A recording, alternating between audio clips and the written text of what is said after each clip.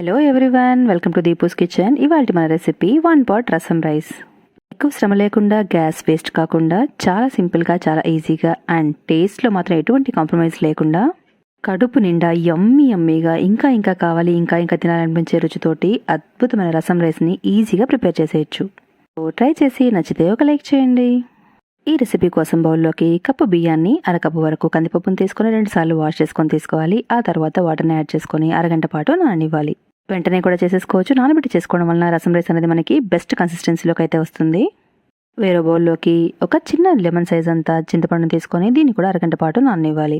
ఈలోపు రోల్లోకి tea spoon ధనియాలు, 1/2 tea spoon వేయాలు, 1 tea spoon అంత జీలకర్ర, అలాగే 10 మెంతులు గింజలు, 1 ఎండుమిర్చి, 1 రెమ్మ కరివేపాకు, వీటన్నిటిని వేసేసుకొని కొంచెం బరకగా గ్రైండ్ చేసుకోవాలి. చూస్తున్నారు కదా, ఇలా దంచుకొని తీసుకోవడం రసం టేస్ట్ అనేది వేరే లెవెల్లో ఉంటుంది. కావాలనుకుంటే మీరు మిక్సీ పట్టేసుకుని తీసుకోవచ్చు, మరేం పర్లేదు. అలాగా బరకగా దంచుకున్న తర్వాత ఇందులోకి 3 నుంచి 4 వెల్లుల్లి రెబ్బలు, పెద్దవి కాబట్టి 3 వేస్తున్నాను, చిన్నవైతే 4-5 వరకు వేసుకోవచ్చు. మరొకసారి దంచుకొని తీసేసుకుందాం. చూస్తున్నారు కదా, రసం మసాలా అయితే రెడీ అయిపోయింది. తీసి పక్కన ఉంచేసుకుందాము. తర్వాత కుక్కర్ని ఉంచేసుకుని అందులోకి 2 టీ స్పూన్లంతా ఆయిల్ని అయితే యాడ్ చేసుకోవాలి. ఇందులోకి 1/2 టీ స్పూన్ ఆవాలు, 1/2 టీ స్పూన్ జీలకర్రని వేసుకోవాలి. అలాగే 1 ఎండుమిర్చి కానీ 2 ఎండుమిర్చిలు కానీ కారానికి అనుగుణంగా యాడ్ చేసుకొని ఒకసారి బాగా మిక్స్ చేసుకొని తీసుకోవాలి. ఇవి కాస్త వేగిన తర్వాత ఇందులోకి 2 రెమ్మల వరకు కరివేపాకును కూడా వేసుకొని కాస్త చిట్టపులాడనిచ్చి మనం దంచి ఉంచుకున్న రసం మసాలాని ఇక్కడ యాడ్ చేసుకోవాలి. పచ్చివాసన పోయేంత వరకు ఫ్రై చేసుకోవాలి.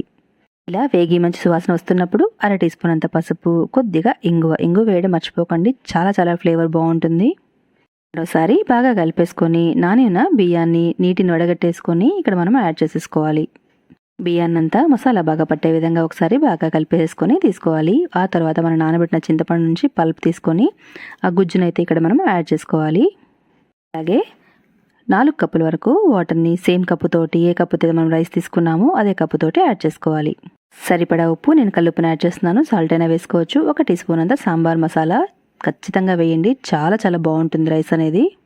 తర్వాత ఇందులోకి 1 టమాటాని ముక్కలుగా కట్ చేసుకొని యాడ్ చేసుకొని మూత పెట్టేసి మీడియం ఫ్లేమ్లో 3 విజిల్స్ రానిస్తే పర్ఫెక్ట్ అయిన ఎంతో టేస్ట్ అయిన రసం రైస్ అనేది రెడీ అయిపోతుంది. చూసేద్దాం.